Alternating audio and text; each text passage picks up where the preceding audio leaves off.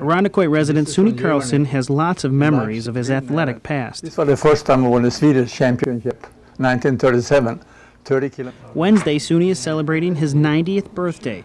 An immigrant to the U.S. in 1940, he was considered the best athlete in his native Sweden in the late 1930s. Suni represented Sweden at the Olympics in 1936 Berlin, where he competed as a speed walker. When we think of the 1936 Olympics, we think of Jesse Owens versus Hitler and the Germans. But for the athletes who took part in Berlin, they say it was more about the competition. You didn't know this much about the athletes. They never mentioned anything about the politics. But Carlson says it was impossible to ignore the Nazi presence in Europe at that time. I remember one time when I went to Munich. Hitler was going to Munich on that day too, so it was all decorated with his Nazi stuff all over the place. Carlson did have a chance meeting with the most coveted athlete in 1936, Jesse Owens.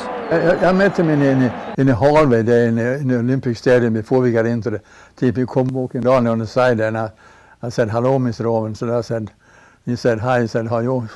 Where are you from?" He said, "I'm from Sweden." Carlson finished 11th that year. As the two-time national champion in the late 30s, he would have had a good shot at a medal the next time. But the war canceled the games in 1940.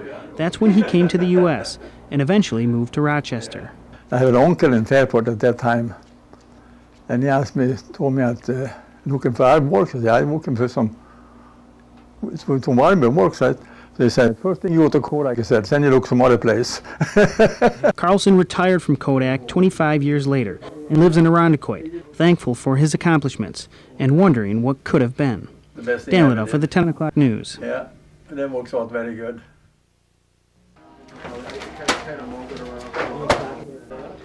U.S. postal worker Joe Grippo is sorting his mail, bundling up, and loading his truck for the last time. Joe is retiring after 33 years of service.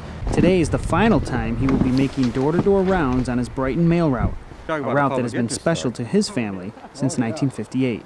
Delivering mail truly has been a family affair for Joe Grippo. For 40 of the last 44 years, either Joe, his father, or his daughter has delivered the mail for this route.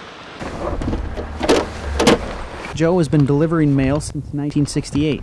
He jumped at the chance to walk his father's path when the opportunity came up in the 1970s. In 1976, this route came open, and I picked it because I enjoyed the people.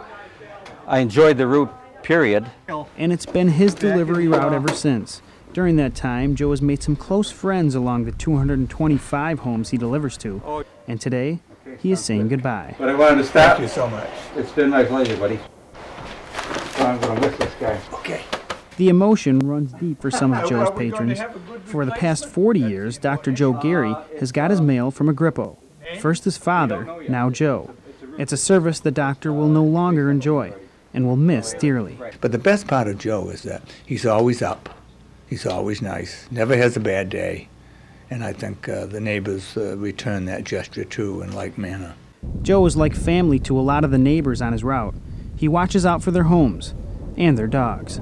I'm going to miss the interaction with my patrons and my friends out there on the route.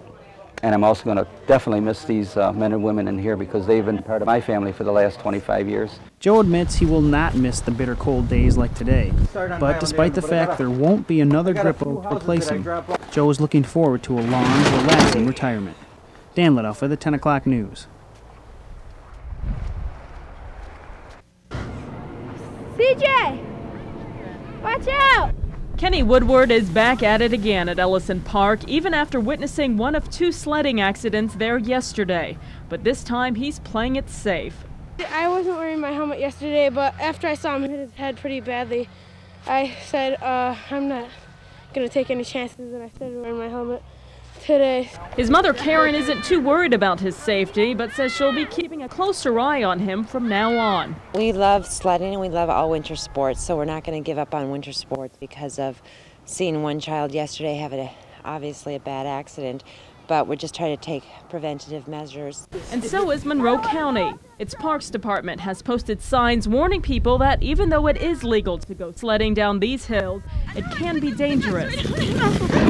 In just 2 days at Ellison Park, 3 incidents have occurred where kids were hurt after sliding into trees.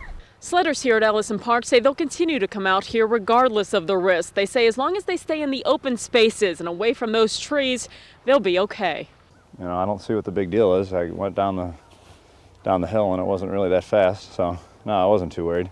We'll take our chances. We're dangerous. Danger is what Kenny is trying to avoid, but not to the extent of ruining some innocent winter fun.